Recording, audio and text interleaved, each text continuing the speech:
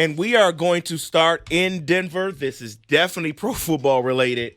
And I think everyone was shocked to hear the news yesterday of Russell Wilson getting benched. But it's more than that because eventually he will get cut. According to the Washington Post, the Broncos previously threatened to bench Wilson for the rest of the season if he did not agree to rework his contract to address the injury guarantee. He is guaranteed $37 more million if he's on the roster after March 17th. This happened after the Broncos upset the Chiefs on October 29th. So way back then, They asked him that, and then they went on a winning streak and continue, and they're still in the playoff hunt. Well, that's the thing. So you ask this guy for financial purposes, we're going to bench you because we're going to cut you, but we still want you to lead us into battle every Sunday and put us on a playoff trajectory. Then the minute that goes away, we're back to benching you. All right, so we've arrived at he's getting released. I want to say I'm stunned. I'm not. We talked about this. The new ownership group did not sign this deal. And the new ownership group brought in Sean Payton. You could tell from the very beginning Sean Payton did not like Russell Wilson. They are willing to have, $45 million of dead space next year? Correct. My question will be, who the hell's their quarterback? I mean, Peyton must feel like he has an endless runway. But if you're Russell Wilson, where does he end up next year, David? That's a great question. He's going to go somewhere. Someone will pay. Now, here's my question. What do you pay him?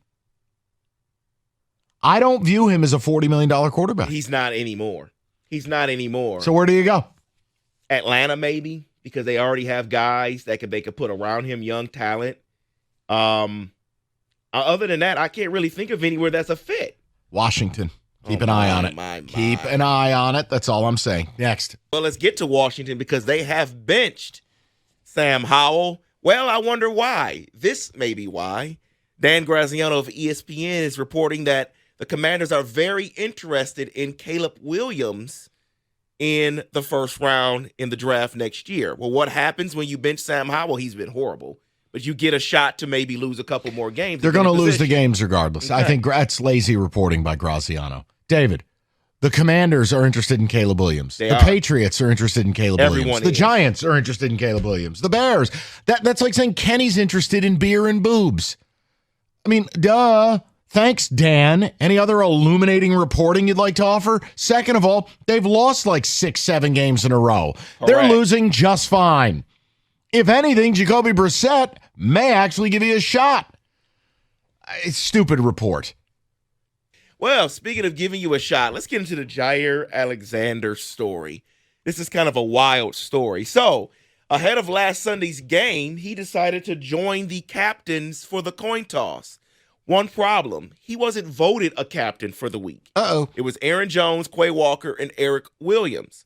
They meet midfield, and Jair Alexander is there with him, and he calls almost the wrong thing, and the ref stepped in and saved him because he almost gave away the opening kick and the kickoff out of the second half. He was supposed to defer, and that almost did not happen. Well, now he is suspended for a week for conduct detrimental to the team. Have you ever seen anything like this? Never.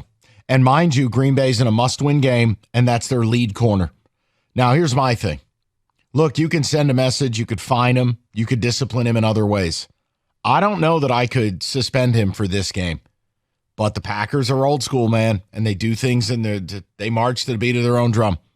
They're sending a hell of a message here, and I think it's going to come at their own detriment. Alexander's vitally important to what they do. But is he a bird brain? Yeah, total moron. Oh, but I'm from Charlotte. Nobody cares, dude. What are you doing out here? Wait, you're talking now? Wait, you almost gave away the kick? It's never in my life, David. Yeah, he spoke after the game and said, well, the captains, they agreed to it and everything. The coach just forgot I'm from Charlotte. It's not your place.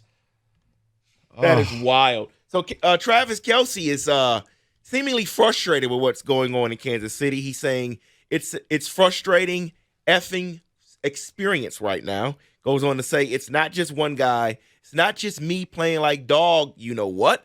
It's not just us being on the same page.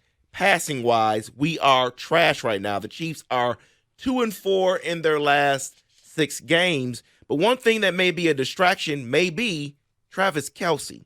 He's appearing on screen in 375 commercials that have aired through December 11th. They just get on the high horse after winning that Super Bowl and just forgot about football. It's more than that. It's the commercials. It's the podcast. And he is in a relationship with the most famous woman on planet Earth. It's absolutely distraction. His play is awful. And he's right. It is more than one person. But Kelsey also looks washed. At age 34, go retire. It's probably time. Pat Mahomes looks awful, and I'm tired of him screaming at people. You know what? You threw the pick six. You fumbled the snap. You have looked awful. At a certain point, it's okay to criticize Pat Mahomes and go, you need to be better. And better doesn't always mean verbally blistering everyone around you. There are plenty of times in Peyton Manning's career where he had to elevate somebody like Blair White, Jacob Tammy, create someone, Brandon Stokely, make somebody. Tom Brady didn't know his best receivers.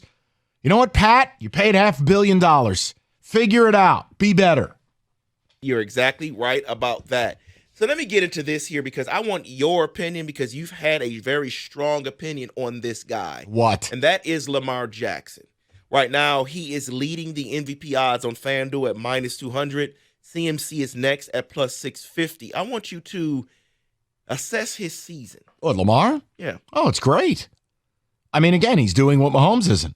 He doesn't have great receivers. Mark Andrews is dead, and he's in a new offensive system. And oh, by the way, Ronnie Stanley's been hurt most of the year. Lamar deserves to be the MVP. But remember, I judge Lamar based on one thing. It's the second season. That's it. And I have a hard time believing he's going to win a Super Bowl. There are still games where he is just not good. Now, did they win that game because of Lamar Jackson, or did they win it because Purdy threw 4 picks? Bottom line is, I have no problem giving Lamar another MVP. Have Lamar win 4 MVPs. You won't get my attention until you get to a Super Bowl and win it. That's it. That's what separates good and great.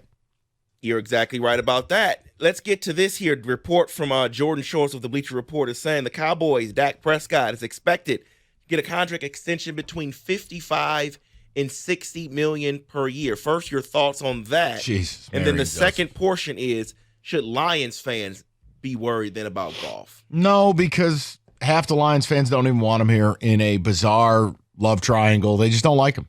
I don't know what it is. The guy's third in the league in touchdowns. But look, every quarterback that gets signed before you sign Goff raises the price.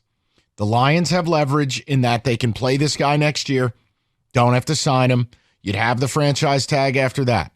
It's very dicey to do that to your franchise QB. But they have time. But I've warned you for a while. Quarterbacks were going to be making salaries with a 6 in front of it very soon. And here we are.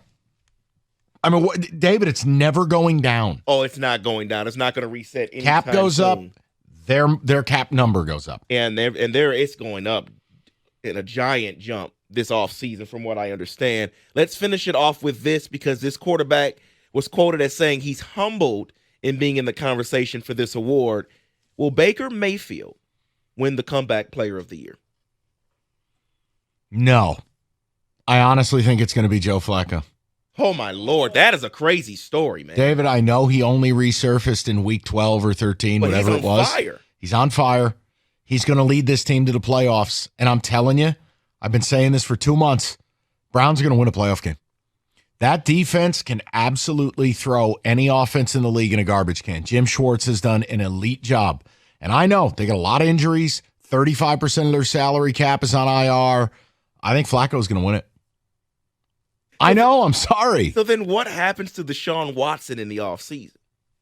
Not saying they pick Flacco over him, but they got some questions to answer. I mean, he's their quarterback. They're stuck. I mean, if they can't get out of that contract the way the Broncos are getting out of theirs. Yeah, you're right. That's right. fully guaranteed, I believe. They're in cap hell if they get rid of him. Right. So, no, there's no questions to answer. And that is in football today.